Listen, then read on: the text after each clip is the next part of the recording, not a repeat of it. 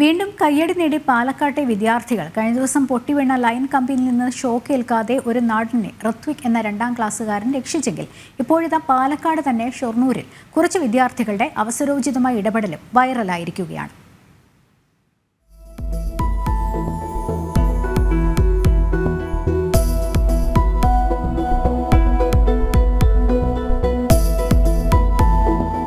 പാലക്കാട് ഷൊർണൂർ ഇപ്പോൾ ഒരു കൂട്ടം വിദ്യാർത്ഥികളാണ് താരങ്ങൾ.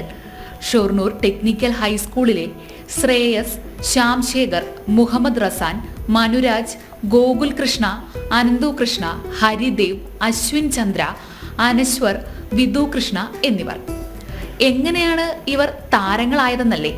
കഴിഞ്ഞ വ്യാഴാഴ്ച ഉച്ചഭക്ഷണ ശേഷം വീട്ടിലേക്ക് പോകാൻ ബസ് കാത്തിരിക്കുകയായിരുന്നു 8ാം ക്ലാസ്സുകാരായ ഈ കുരുന്നുകൾ.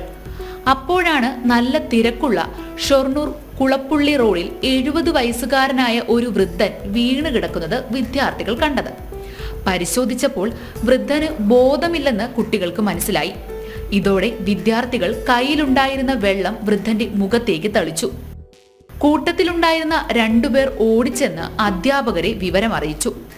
ഭക്ഷണം കഴിക്കാതെ തളർന്നു വീണതാണെന്ന് മനസ്സിലായതോടെ അടുത്തുള്ള ഹോട്ടലിലേക്ക് വൃദ്ധനെ കൊണ്ടുപോയി അധ്യാപകരുടെ സഹായത്തോടെ വിദ്യാർത്ഥികൾ ഭക്ഷണവും വെള്ളവും വാങ്ങി നൽകി.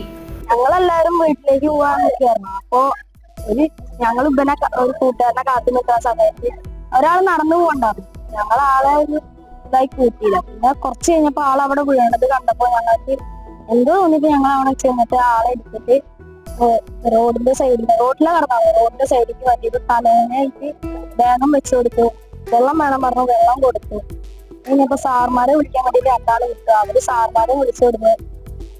അങ്ങനെ സാർമാര് വന്നു, ഭക്ഷണം കൊടുത്ത് ആളെ കൂട്ടുകാരന്റെ ഒരു അച്ഛൻ പറഞ്ഞു. അതിന്റെ അച്ഛന്റെ വണ്ടിയിൽ കയറ്റിട്ട് ബസ് സ്റ്റാൻഡിൽ കൊണ്ടാക്കി ആള് ബസ്സിൽ പോയി. ഇന്നലെ ഞങ്ങള് ഊണ് കഴിച്ചിട്ട് അവിടെ കൈ കഴുകിട്ട് നിൽക്കായിരുന്നു. അപ്പോഴാണ് നമ്മൾ 2 കുട്ടികൾ ഓടി വന്നിട്ട് സാറേ അവിടെ റോട്ടിൽ ഒരാള് വീട് എടുത്തിട്ടുണ്ടെന്ന് പറഞ്ഞു.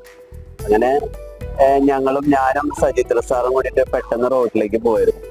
കുട്ടികൾ അവിടെ ചെന്നപ്പോ ഈ വീട് എടുക്കുന്ന ഒരു വയസ്സായിട്ടുള്ള ആളാണ്. അദ്ദേഹത്തിന് റോഡിന്റെ സൈഡിലേക്ക് മാറ്റി കിടത്തിയിട്ടുണ്ട്.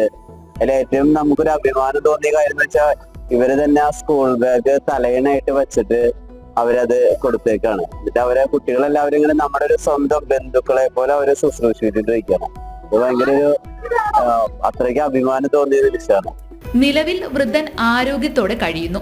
അതേസമയം വിദ്യാർത്ഥികളുടെ നന്മ നിറഞ്ഞ പ്രവൃത്തി പുറം ലോകമറിഞ്ഞതോടെ ഇപ്പോൾ അഭിനന്ദന പ്രവാഹമാണ്. ജനം, പാലക്കാട്.